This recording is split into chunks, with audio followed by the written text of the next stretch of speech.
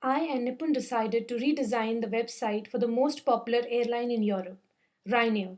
We studied the existing system to spot the problem areas of the website and were surprised to find so many issues. Firstly, the homepage is very confusing and cluttered with unmanaged and irrelevant information. The steps to complete checkout are not clear, and the flight options are limited with no measures of comparison. The services page is the worst, with too many options to review and select, which often results in errors for the novice users. The lengthy nature of the services often results in timeout error.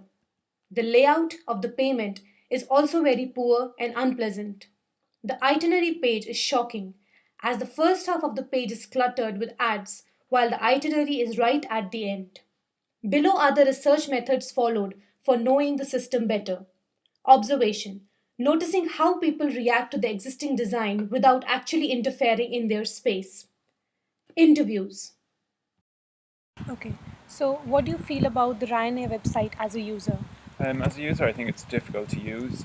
First of all, when you go into the homepage, it's all cluttered. There's a lot of different information between colours, pictures, and just different icons. It's difficult to choose what you want to. Secondly, I suppose the colour, it's not a good colour. Blue, nothing stands out, nothing's prominent, and just you never know what you want to do. So, what do you think about the usability of the RyanAir website?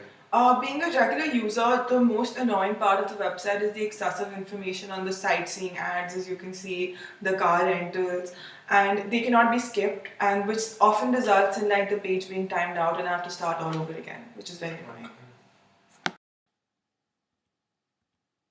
These were the results of survey in percentages and chart formats. The next step was the analysis phase. We started off by comparing the websites for some of the leading airline companies to identify essential components and key features of an airline website. We then studied the best practices for designing the user interface of a website to come up with an intuitive design for Ryanair. We also analyzed the results of the usability testing to decide the features we would like to incorporate to improve their functional design. The next step was the actual design, or I'd rather say the redesign of the Ryanair website. The first stage was about trying out different options, hence, we resorted to using the conventional pencil sketches. For creating the prototypes, we used a web based wireframing tool called Mockflow. Now, coming to the home page design, the structured menu options improve the visibility of the site, and the effective use of white spaces allows different elements to breathe.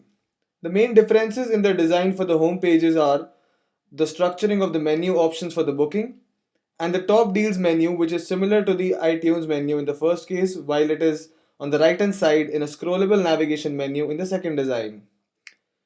For the checkout process, the first step is the flight selection page, where we added a chart view and a calendar view which allows for a price comparison along a broad range.